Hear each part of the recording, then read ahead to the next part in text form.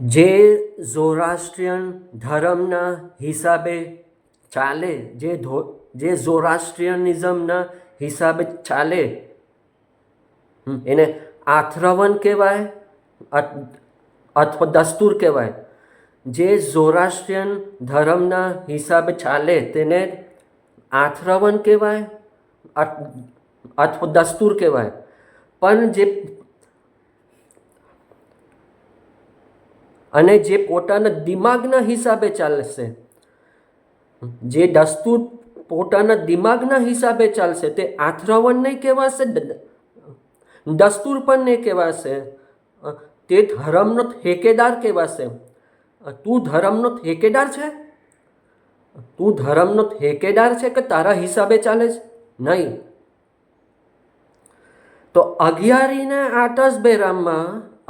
આતશબેરામાં આપણા જે ઝરથુસ્ત્ર છે તેની આરસી છે, ઝરથુસ્ત્રની આરસી, જે ઝરથુસ્ત્ર છે તેની આરસી છે એ દેવયસનીમાં આવે છે. એ દેવયસની છે. આપણા અગિયારી આતશબેરામમાં જે આરસીઓ છે એ આપણા ધર્મમાં નથી આવતું. એ આપણા ધર્મમાં નથી. આ આરસીઓ મૂકવાની આપણા ધર્મમાં નથી. કે દિમાગમાં જાય છે કે નહીં? આપણા અગિયારી આતશબેરામાં જે ઝરથુસ્ત્રની આરસીઓ છે ને એ આપણા ધર્મમાં નથી આવતું. તે હિન્દુઇઝમ કહેવાય. એ હિન્દુઇઝમ કહેવાય. તો તે આરસી દિવાલ પર છે. એ આરસી દિવાલ પર છે ને જમીન પર દસ્તુર જશન કરી રહ્યા. જમીન પર દસ્તુરો જશન કરે.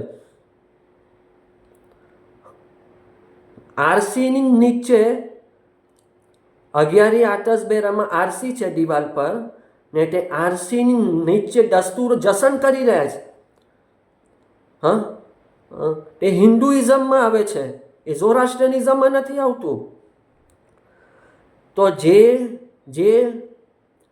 જે આપણા ધર્મના હિસાબે ચાલે તે દસ્તુર કહેવાય ને આથરવન કહેવાય. પણ એના દિમાગના હિસાબે ચાલે તે ધર્મનો ઠેકેદાર કહેવાય.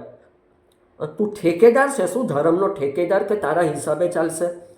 તું આથરવન છે ને, તું આથરવન છે, દસ્તુર છે ને, તો ધર્મના હિસાબે ચાલ ને.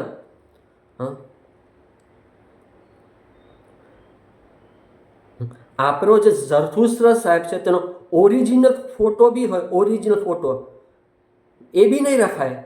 ઓરિજિનલ ફોટો બી નહીં રખાય અગિયારીમાં. તે હિન્દુઇઝમમાં આવે. પછી દેવયસની કહેવાય.